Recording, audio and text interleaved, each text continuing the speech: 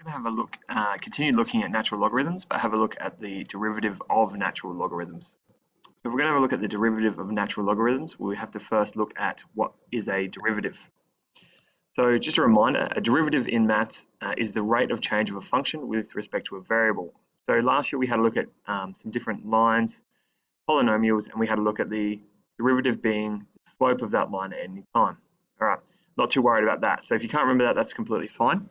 What I do want to just remind you of is the process in which we calculate derivatives. So if we've got y equals x cubed plus x, take 1, plus x to the power of 2 equals dy by dx, we can, if we get the derivative of that, so dy by dx, we can also do y dash. All right, if it was f of x, we would also see f of x, f dash of x, f dash of x. So remember, we bring the power down to the front, so that becomes 3x, and we do 1 less than the current power, 3 take 1. All right, if there's no power there, we recognize that's 1, so plus, bring the 1 to the front, 1, x to the power of 1 take 1. Take away a constant, just becomes 0, plus, this is a negative, so negative 2 comes to the front, negative 2x to the power of x, to the power of negative 2 take 1.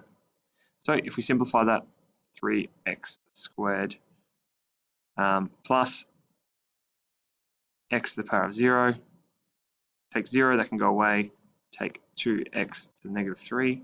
One last step, because x to the power of 0 is 1, we get 3x squared plus 1, take 2x to the power of negative 3. So just a quick reminder, if you're not quite sure of that, come and have a chat to me. But that is, quick reminder into derivatives. So we're interested in the derivative of natural logarithms. I just showed you how to do it with a polynomial. So let's have a look, and let's have a look using Desmos to start. So I've got my function y equals natural log of x. And basically, if we differentiate this, it's going to tell us the slope of the line at any time. You notice at the start, it's going to be very steep, this line, and then we flatten out as we go up, and then it becomes very flat. So it's going to be a very big number for a steep slope, and then get shallower and shallower. Now, if I do y equals, and using my Desmos calculator, go in to functions, miscellaneous, d by dx, ln natural log of x. You can see this blue function here. So this is the differential function for ln x. Now, if I get rid of that red one, it's very familiar. It goes up to infinity here, and it goes down close to 0 here. And hopefully you can have a think about that and have a think about what function that may be.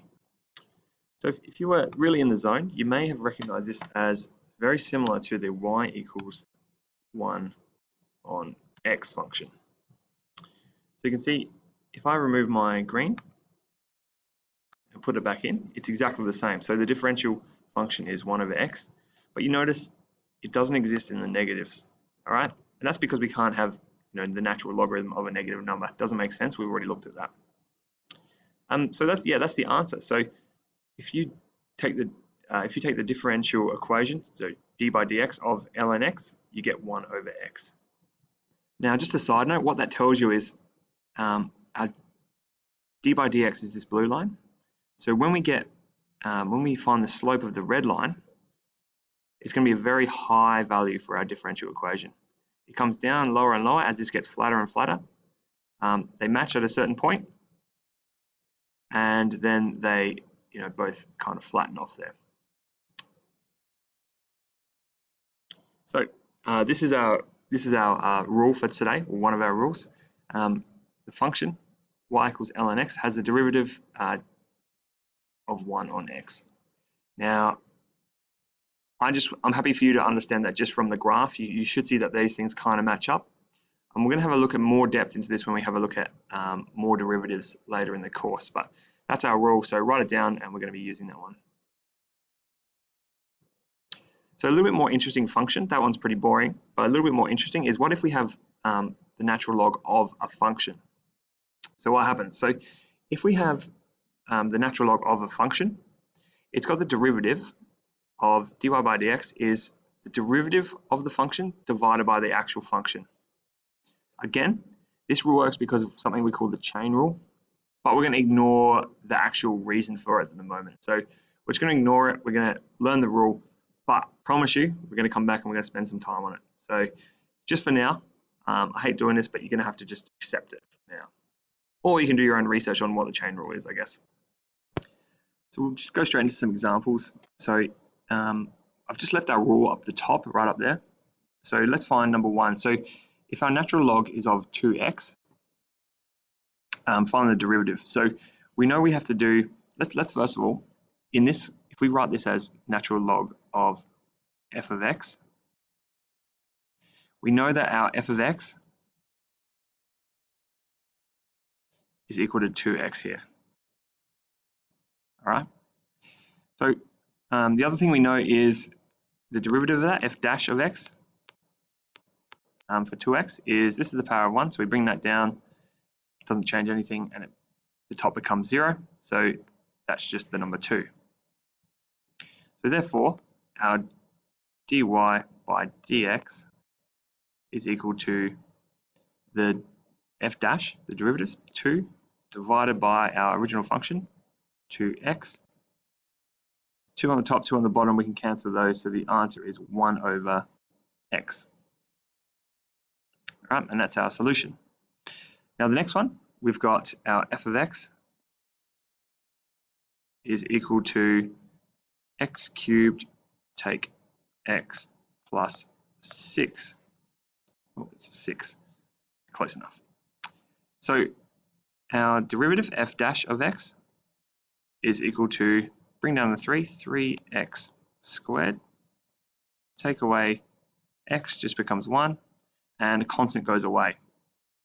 So again, if we do ours 1 over the other, we get our function being our derivative function, so dy by dx, that's equal to 3x squared take 1 divided by x cubed take x plus 6. Cool. And we can leave it as that. That can't be simplified any further. And finally, let's have a look at the last one. So if we've got f of our x is equal to x take x to the negative 3, what we get is the f dash of x. It's supposed to be an x there as well. F dash of x equals, that becomes 1. The minus 3 comes at the front. There's already a minus 3 there, so plus 3x to the power of negative 4. All right. So again, f dash over, so dy by dx is back to this rule here, f dash, which is 1 take 3x to the negative 4 over x